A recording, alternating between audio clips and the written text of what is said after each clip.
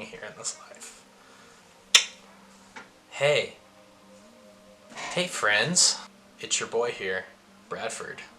And today, I'm new to doing this, but I'm going to be discussing my top 10 favorite fantasy characters of all time. So this is a subjective list, and for those of you who may or may not know who these characters are, okay, that's fine, but some of you will know. So this is a list of characters from not only books, but also movies, TV shows. With that being said, without further ado, let's jump on in. Tied for 10th.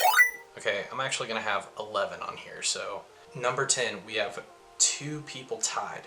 So the first person is going to be Egwene Alvier from the Wheel of Time and Thor Odinson from the MCU. Not the comic books version, but the MCU. So just so you know, spoiler warning right here. So here we go. The reason why I would pick Thor for number 10 is because he's hilarious. But also on the journey he goes from this being narcissistic, really just kind of a jerk to everyone around him and thinking he deserves the throne of Asgard, to being this cosmic sojourner, if you will, at the end of Avengers Endgame, who has lost so many people and lost his brother, lost his father, lost his best friend, and not to mention failed at saving the universe because he was being a hothead. His character development is some of the best. Not to mention, he is super powerful. I mean, he's not called the God of Thunder for nothing. For those reasons, I would say Thor is tied with Egwene. And so that being said, I'm going to go into Egwene's. Egwene Alvier is from the village of Emmonsfield in the fictional nation of Andor from the Wheel of Time. And so Egwene is betrothed to the village sweetheart, or not really the sweetheart, but the boy in waiting, Randall Thor, as they lead the 2 rivers to try and save the world, pretty much. Egwene and Rand first start off as, oh, you think they're going to end up falling in love, getting married, having kids, and that very soon turns out to not be what happens in the Wheel of Time. Eventually, Egwene goes to train under the organization of witches. Basically, in the series, they're referred to as the Aes Sedai. Aes Sedai are women who can use the one power of the Wheel of Time. The one power is being like this basically unlimited source of untapped energy that people who can access it are called channelers, and it's divided up into 2 halves, Saidar for the females and Saidin for the males. And so the Aes Sedai are in charge of channeling Saidar. And so Egwene figures out she can channel and basically goes to train under the Aes Sedai. And what she finds there, eventually she gets caught up into their internal politics, into their squabbles, and finding the legendary Black Aja, which is a mythical sect within the Aes Sedai that serve the Dark One, the malevolent entity who seeks to destroy the world. So her journey is all about trying to weed those people out. But also she eventually becomes a puppet Amerlin seat of rebel Aes Sedai. And that's where her story really gets interesting, because she learns she has to, 1, play by the rules, or go her own way and decide the fate of the White Tower, which is all of the Aes Sedai together, in order to try and save the world and maneuver those politics. But in the process of her trying to reunite the White Tower, she goes through hell and back, learns how to deal with pain and how to deal with suffering, but also how to stick up for people who may or may not be your favorite people. And she does it in just this badass way, not to mention the sacrifice that she gives at the end of A Memory of Light. So I told you there were spoilers. That is one. Number 9 is my good old boy, Severus Snape. Snape, Severus Snape. Yeah, you get the point. The reason why I would say Snape is number 9 is just due to the mere complexity of his character. And so when I think of Snape, I think of an onion. Here you go. He has so many layers, and you don't know which side he's on until the fourth to last chapter in Deathly Hallows. And so you're constantly back and forth. Should I trust Snape? Should I distrust him? What's his purpose? Instead of just beside him just being a total jerk to Harry, Hermione, and Ron. Once you figure out his motivations and that he was in love with a woman who was never going to love him back, and he ended up dedicating his life to protecting the son of the woman he loved, but also the son of the man he hated, and sees elements of both. And just you see that complexity and you see that pain that it has caused him. But also how he's the Dark Knight in a lot of situations. He saves Harry's life in more than one scenario. And so finally hearing his backstory and where he's coming from and just the unbelievable sacrifices he's had really just shoot him up to the top of the list for me. So I give Severus Snape a firm 9th place. And so going forward, next on the list we have Jon Snow, also known as Aegon the Sixth, I think it is, Targaryen. And he's on this list because he is your everyman. He is like your typical white knight, the leader that people want to rally around. See, interesting thing about Jon is that he fits the chosen one trope a ton. Once you actually start going on his character journey, how he goes north of the wall and gets in deep with the wildlings, but then eventually comes back a changed man because he sees that honor and integrity aren't just something that you keep intact when you're around your allies. You have to keep it intact around your enemies. And sometimes honor and duty take you to places that call for extreme sacrifices. Regardless of how his arc ended, I agree with the choices that the showrunners made. However, I don't agree with how they executed his ending. And that being said, I think Jon's a fascinating character because you don't know he's the protagonist of the series. And so Martin and Benioff Weiss do an excellent job in keeping up the mystery until you actually find out who Jon is.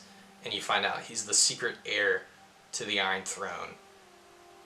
And nobody knows. But it's his sense of honor and his sense of duty and compassion and leadership mantles thrust upon him that really make him such a compelling character, despite his shortcomings. So Jon ranks firmly number 8. So next is 7th place, and we have another Game of Thrones character, and this character is one that I think personally is just so underrated. It is Sansa Stark. Sansa's just, she polarizes fans a lot because of, she can be kind of like your not very intelligent, highborn woman. Sansa rises really far in the ranks because she learns how to play the Game of Thrones, proverbially speaking, because she learns that in order to survive in this world, you have to play your own game, regardless of whether or not it's good or bad. But also, she is such a strong female character, and that's what I love about her. She, like Egwene, knows how to play the board, but also learns quickly and rises quickly. But I'd say Sansa's my favorite because of the overall journey she goes on, and she stays true to her character the entire way, even to the very end when she gets crowned Queen of the North. So I was sitting on my couch going, Lego, because I was like, the wolf girl got it in her.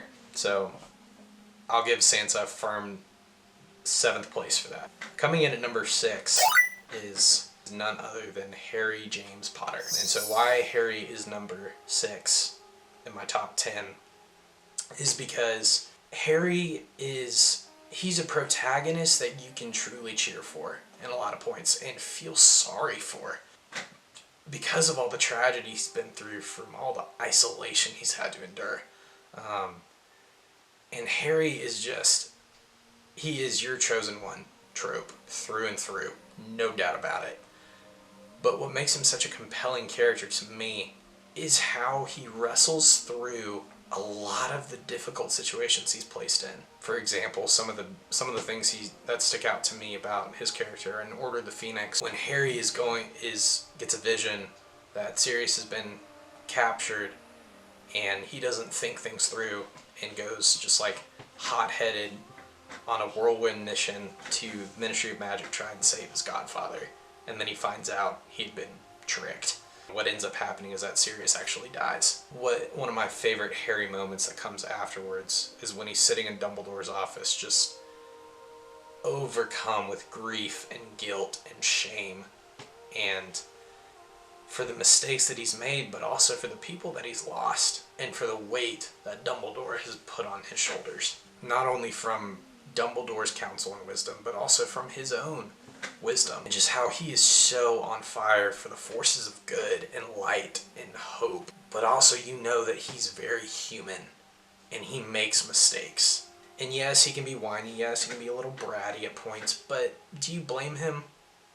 He lost his parents when he was a baby to this just complete douchebag who just was super power hungry. So we love Harry Potter. So that gives him a firm number 6 for me. Next up, another Harry Potter pick is Hermione Jean Granger. For me, something that I love about characters is their sense of wit, their sense of innovation and creativity and competency. And so that's why I love Hermione's character. We don't really ever get inside her head except for maybe once or twice in the books. She's one of those people that in the wizarding world people look down on because she's muggable. But she proves people wrong on so many occasions by keeping a level head, by looking at the board in a very masterful way. And she helps Harry and Ron out so much over the course of the books and the movies. And I love Hermione because of her sass, her wit, just the genuine emotion she shows when she's in pain, but also the genuine loyalty she has for her friends and the sacrifices she makes, but also just how brilliant she is. And we love Hermione. She's an amazing character. I just wish we'd gotten more time to spend inside of her head to see what she was thinking, see what she was feeling. That's like one of my biggest weaknesses and drawbacks of the Harry Potter series, even though it's my favorite series of all time, is that you don't get to see inside that many people's heads. Minus Harry, Snape, Voldemort. You mainly only get to see inside Harry's head, see what he's really thinking. Which is fine, but at the same time, Hermione earns my number 5 spot. And number 4, yes, it's another Harry Potter character. We got my girl, Luna freaking Lovegood. Luna is my favorite character in Harry Potter, and she makes number 4 on this list because she teaches Harry how to grow. She teaches Harry that it's okay to wrestle with the pain of losing a loved one. They both connect to each other in really profound ways because Luna witnessed her mother die, but also she understands what it's like to be a little different. And so when she first comes on screen in Order of the Phoenix, she and Harry just have wonderful chemistry. There's a line that she says to Harry in chapter 38. She says, she shook her head in disbelief. "Oh, come on, you heard them. Just behind the veil, didn't you? You mean... ... In that room with the archway. They were just lurking out of sight. That's all. You heard them." They looked at each other. Luna was smiling slightly. Harry did not know what to say or to think. Luna believed so many extraordinary things, yet he had been sure he had heard voices beyond the veil too. "Are you sure you don't want to help me look for my stuff?" he said. "Oh no," said Luna. "No, I think I'll just go down and have some pudding and wait for it all to turn up. It always does in the end." "Well, have a nice holiday, Harry." Yeah, you too." She walked away from him, and as he watched her go, he found that the terrible weight in his stomach seemed to have lessened slightly. Whew. Oh my gosh. That line is special for me because I believe in the power of Jesus Christ. And so knowing that there is a hope beyond death, beyond pain, and beyond suffering, and just that idea of your loved one's memories and even potentially hearing their voices, even in this fantasy context, is so powerful to me. Luna helps Harry realize that, and so that's just really cool. So I love that about her, and also she's so quirky. She's not afraid to be herself and be real with people that she loves because she's so herself. We love Looney Lovegood, but she's hands down my favorite character in Harry Potter. We're down to the top 3 there may be a little bit of recency bias on this guy, but after much internal debate and much to the chagrin of some of my friends, number 3 has to go to Rand al'Thor, the dragon reborn from the Wheel of Time. He's the protagonist of the Wheel of Time, through and through.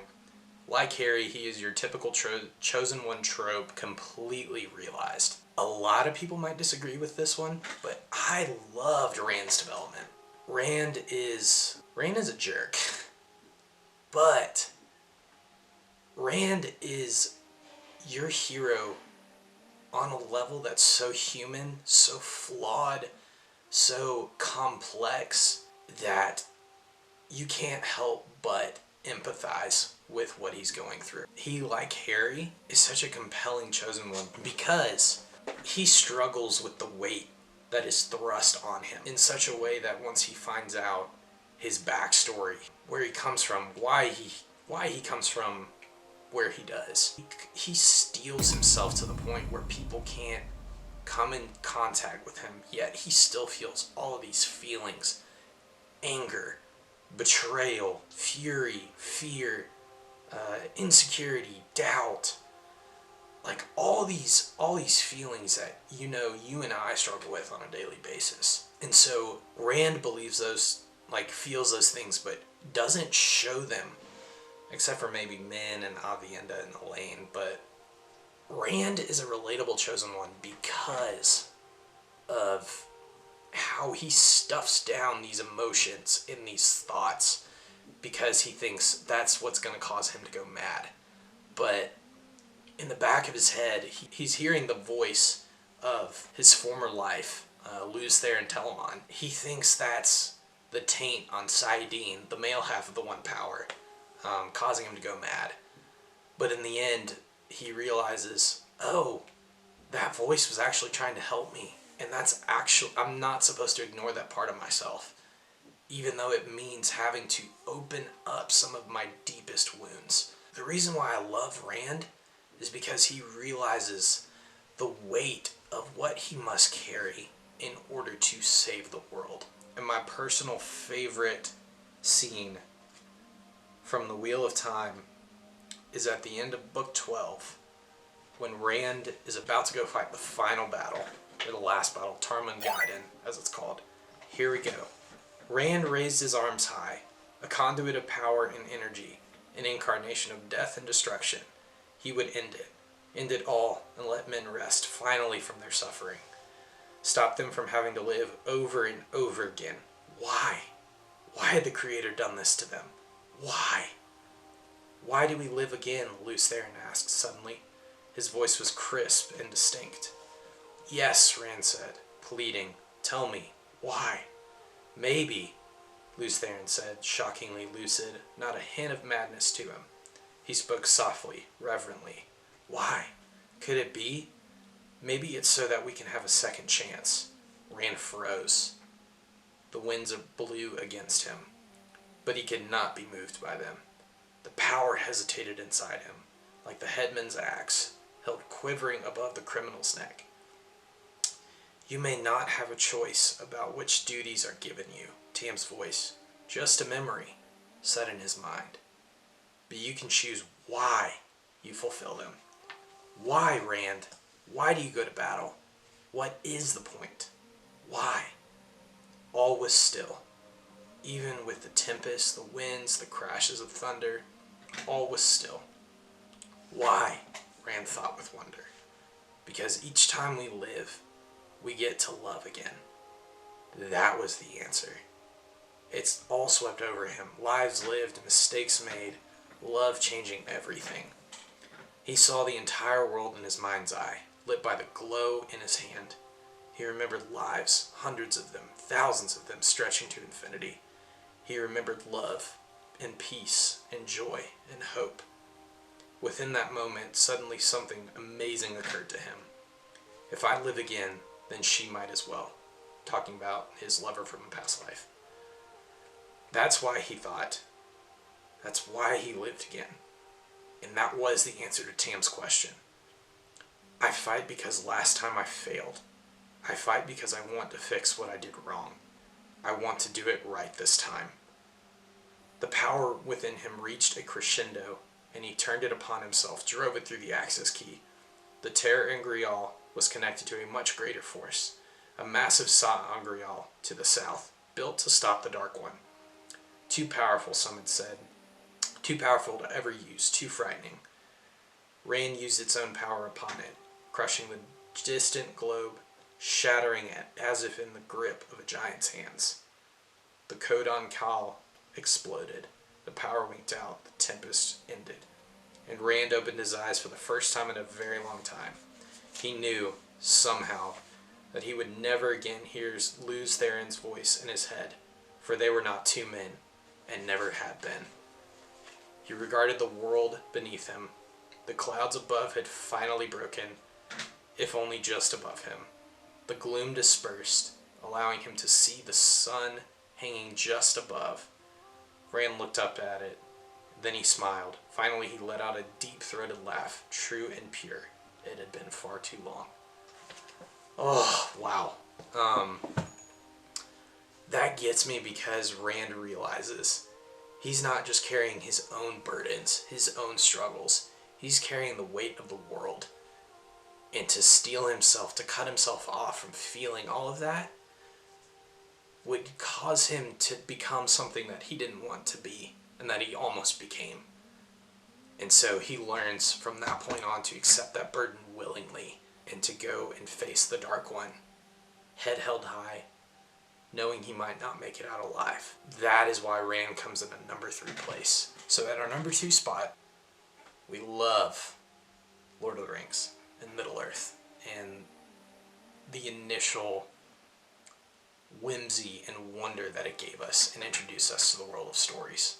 And so, at number 2, my guy, Gandalf. Growing up, Gandalf was always my favorite in Lord of the Rings. Just his sass, his wit, his humor, but also how much he cares for his friends. Gandalf is just, he's the man. But he's my favorite, not because he has like all these complex layers and fleshed out nuance to his character. He is good through and through. But you know he's there to get a job done. And you know he's an advisor. He's there to lead Frodo, to lead Aragorn, to lead Legolas, and Gimli, to destroy the ring and restore Middle-earth to what it was meant to be. But he's also, through and through, and quite unambiguously, I might add, supposed to be a Jesus figure in the story. He dies only to become more powerful, to be sent back to, quite literally, as Gandalf says, quote, until my task is done. Gandalf is number 2 on this list because he's powerful, but he's also wise. And just the fact that he leads his friends, but also his charges, in such a way that it causes them to become the best versions of themselves, who they were actually meant to be. It's just so cool. And just how he sticks by their sides, even though Aragorn's not confident. At least in the movies, that is. Frodo wants to go home. Sam just wants to go back and marry Rosie. But also, they realize that the journey of destroying the ring might cost them their lives. And Gandalf encourages them. We don't ever get to choose the burdens that are cast onto us. Ugh, one of my favorite moments in all of Lord of the Rings. This is from the movies because I've only read through the books once, but this scene in Fellowship always gets me. I wish the ring had never come to me. I wish none of this had happened. So do all who live to see such times, but that is not for them to decide. All you have to decide is what to do with the time that is given to you.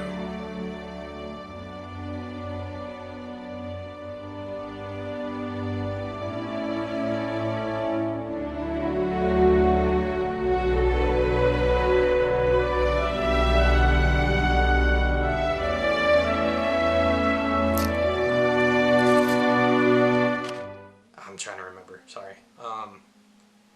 He remembers Gandalf saying, after he said, I wish the ring had never come to me, I wish none of this had happened. And Gandalf says, so do all who live to see such times, but that is not for them to decide. All that you can do is to choose what's right with the time that is given to you. Oh, wow. And just with the themes of friendship and loyalty and love and compassion, every time Sam reminds us of that, of what Gandalf encouraged him to do, of that wise mentor guiding the heroes to what may well be their doom. That is what gets me about Gandalf. He sees the board, he sees the pieces at play, but he also has wisdom, and he's also powerful. And mixed in there with some sass. We love a good sassy character. So Gandalf is like that shining force of just love and joy and wisdom, but also power and truth. And that is what the world needs, is that rock that won't be moved. And that is why Gandalf makes a number 2. And so finally, before we go into our number 1 pick, we got some honorable mentions. Check them out.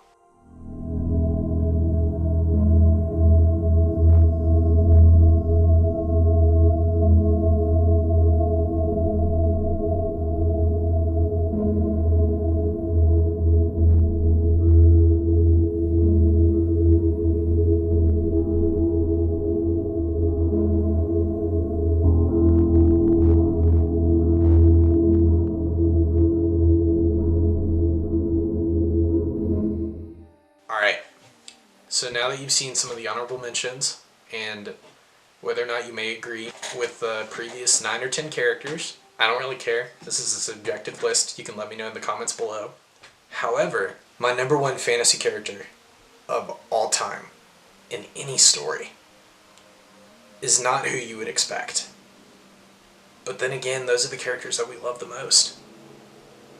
The ones that may dwell in the shadows, or may not so much dwell in the shadows, but the ones that just have so many layers to them, and still they wake up every morning and choose to save the world and choose to fight the good fight despite their shortcomings. And this number 1 character has a very dear place in my heart, and that character is Dean Winchester from Supernatural. Dean is my favorite character because, regardless of how you think his arc ended 2 weeks ago in the series finale, I personally loved it. I was a mess. Dean is my favorite character because he is your chosen one as well. Very much is your man's man, tough as nails, man who is designed to lead an army. But Dean is also so much more than that. He's got his flaws. He is unhealthily dependent on his brother Sam, and accidentally causes apocalyptic events to occur moment after moment after moment just to save his brother. And whether or not the show takes those a little bit too far or not is up to your own interpretation. Dean's character does go stagnant at points, but when you finally see that he's grown past his struggles of being unhealthily dependent on Sam, learning to not make deals that will screw the world just so he can feel secure, but also learning that revenge is not the answer to finding closure. He has this great scene at the end of season 12 when he encounters his mother in a memory of hers, where she basically is like, I don't want you. And his reaction just breaks me. I had to be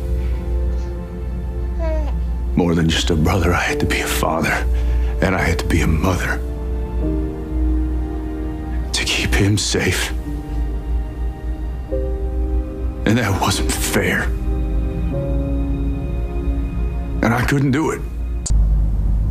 I hate you.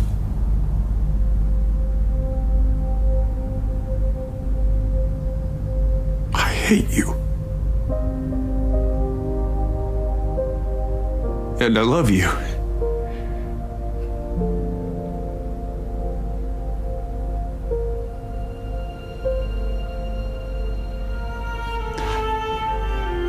Because I can't help it. You're my mom.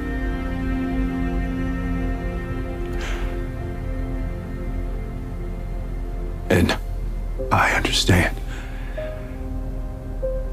Because I have made deals to save the ones I loved. More than once. I forgive you. It shows that revenge truly, it turns you into a monster. And something that you, that you think you wouldn't become. Because you're so blinded by wanting to get somebody to pay their debts to you.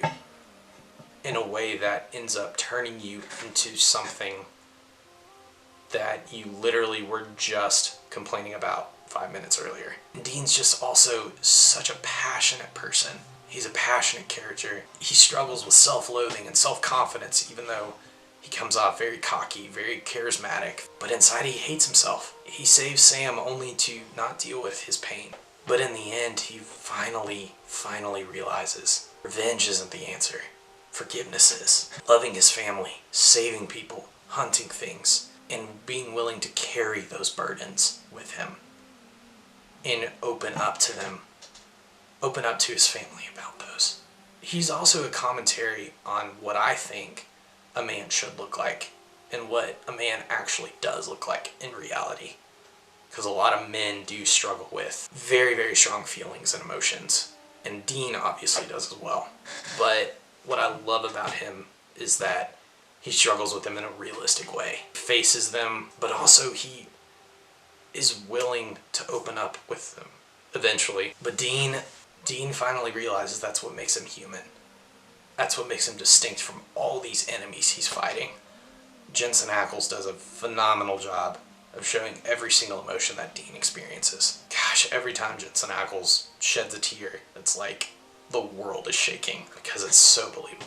So look out for him next season on The Boys. He's a good one. So those are my top 10 favorite fantasy characters of all time. Like and subscribe in the comments below. Let me know if you have any other characters you want me to examine from any of these stories. So peace out.